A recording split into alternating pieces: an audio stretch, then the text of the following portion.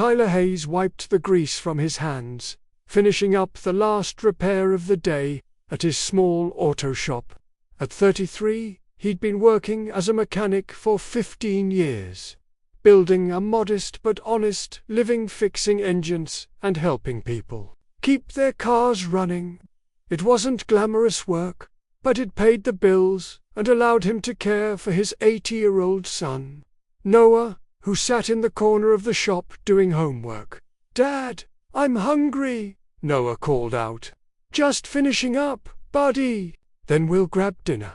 Tyler was locking up when an expensive sedan pulled up, followed by a luxury van with a wheelchair lift. He watched as a woman in an elegant navy blue suit was lowered from the van in a motorized wheelchair. She looked completely out of place in his working-class neighborhood. She rolled toward him with practiced grace. "Are you Tyler Hayes?" "That's me. Can I help you?" "I'm Isabel Winters. My car broke down 2 blocks from here. I towed it to the nearest shop, which apparently is yours. I need it fixed by tomorrow. I have an important business meeting." Tyler recognized the name. Isabel Winters, CEO of Winters Enterprises, one of the city's largest investment firms. He'd seen her in business magazines, always photographed at charity galas and business conferences. "I can take a look. What's the problem?" "I have no idea. It just died. Can you fix it or not?" Tyler bristled at her tone, but held his tongue. "Let me see what we're dealing with." The car was a high-end model with sophisticated computer systems. After a thorough check, Tyler found the issue was a faulty fuel pump and some electrical problems. Not catastrophic, but not a quick fix either. "I can have it done by tomorrow afternoon," Tyler said, "but it won't be cheap.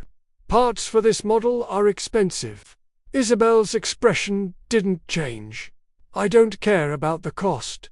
I need it working." "Okay, I'll need your contact information." As she provided her details, Noah appeared at Tyler's elbow. "Dad, can we go now? I'm really hungry." Isabel noticed Noah for the first time, her expression softening slightly. "Hello, what's your name?" "Noah, I'm 8. My dad fixes everything. He's really good at it. I can see that." "Does he fix dinner too?" Noah laughed. "Not really. We mostly eat sandwiches." Tyler felt his face flush. "Noah, back inside, please." As Noah retreated, Isabel studied Tyler with new interest. "Single father? Is that relevant to fixing your car?" "No, just an observation. Thank you for taking the car on short notice. I'll have my assistant send over the necessary payment informationally." She left in the van, and Tyler got to work.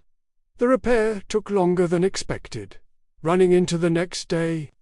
When Isabel arrived to pick up her car late that afternoon, Tyler was still under the hood making final adjustments. "It's not done?" she asked, frustration evident. "Almost. Just finishing up." Tyler emerged, oil-stained and sweaty. "Had to replace more components than I thought. But it'll run perfectly now." As he walked her through what he'd done, Isabel listened with surprising attention. Despite her expensive clothes and obvious wealth, she asked intelligent questions about the mechanics. "You actually care how it works?" Tyler observed. "I like to understand things I depend on. How much do I owe you?" Tyler gave her the bill, and she didn't flinch at the number. As he processed her payment, she hesitated before leaving. "Can I ask you something?" Isabel said. "Sure. Do you have plans tonight?" Tyler blinked, confused. "Just dinner with my son." "Why, I have a charity gala tonight. Business obligation I have to attend. But my date cancelled last minute and I'd rather not go alone. Would you be my date?" Tyler stared at her, certain he'd missed. "Said you're asking me to a gala. I'm a mechanic covered in engine oil. I don't even own a tux. I don't care about that. I can arrange proper clothes. I just need someone genuine. Someone who won't spend the evening networking or trying to impress people. You fix engines. You raise your son. You're real. That's what I need tonight. Why me? You could ask anyone. Isabel looked away, vulnerability showing through her polished exterior. Because, when you look at me, you see a customer, not a woman in a wheelchair. Most men either pity me or treat me like I'm fragile. You just argued with me about repair timelines and charged me full price. That's refreshing. Tyler considered the offer. It was insane. But something about her honesty, her admission of loneliness, got to him. What about Noah? Bring him. The event has a children's program. He'll be well supervised, fed, and probably have more fun than we will. 2 hours later, Tyler found himself in a perfectly tailored tuxedo that Isabel had somehow produced, standing next to Noah, who wore a tiny suit and looked both excited and nervous. "Dad, this is fancy," Noah whispered as they entered the ballroom. "Very fancy, buddy. Remember your manners." Isabel looked stunning, in a deep blue gown that matched her eyes, her wheelchair more accessory than medical equipment. She introduced Tyler as her date, without explanation, deflecting questions with practiced ease. Tyler felt completely out of his element among business executives and socialites. But Isabel stayed close, guiding him through conversations, making him feel like he belonged. "Why are you being so kind?" Tyler asked during a quiet moment. "To a mechanic you just met. Because you fixed my car without judgment. Because your son clearly adores you and you're raising him alone. Because when I'm with you, I feel like a person, not a CEO or a disability." She paused. "And because you're the first man in years who's looked at me with interest instead of pity." The evening passed in a blur. Noah had the time of his life in the children's program. Tyler danced with Isabel, carefully moving her wheelchair in time with the music, both of them laughing at the awkwardness and beauty of it. At the end of the night, as Tyler prepared to leave, Isabel stopped him. "Thank you. You made tonight bearable. Actually, more than bearable. Enjoyable. Thank you for inviting us. Noah won't stop talking about the chocolate fountain. Can I see you again? Not at a gala, just ... dinner or something normal?"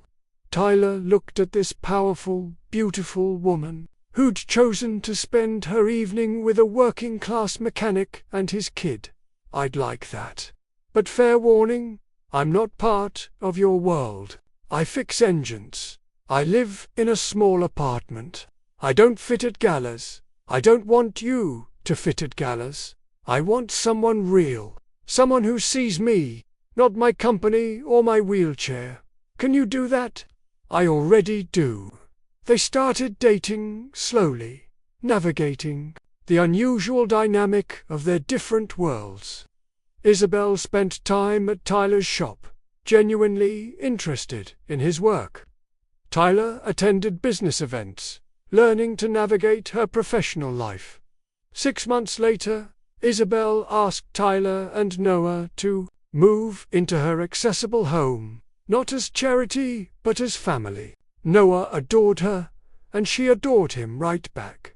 1 year after that first gala, Tyler proposed, not at a fancy event, but at his auto shop, getting down on one knee in his work clothes, oil-stained and sincere.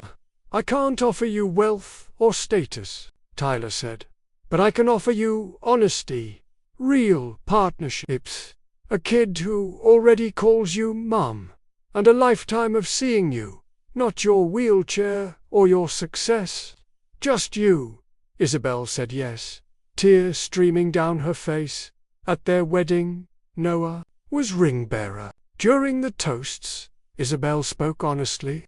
"Tyler fixes engines for a living. He's brilliant at it. But he fixed something more important without even trying.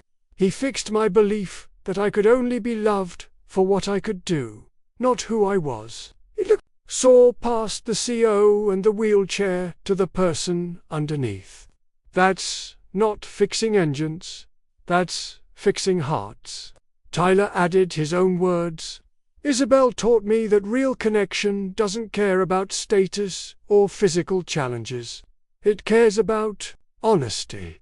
She asked me to a gala because I charged her full price and argued about time. I said yes because she admitted she was lonely. We built something real because we were honest from the start. The mechanic who fixed engines had found love by seeing the person, not the obstacles. And the CEO in a wheelchair had discovered that the right partner values authenticity over accessibility and character over circumstance.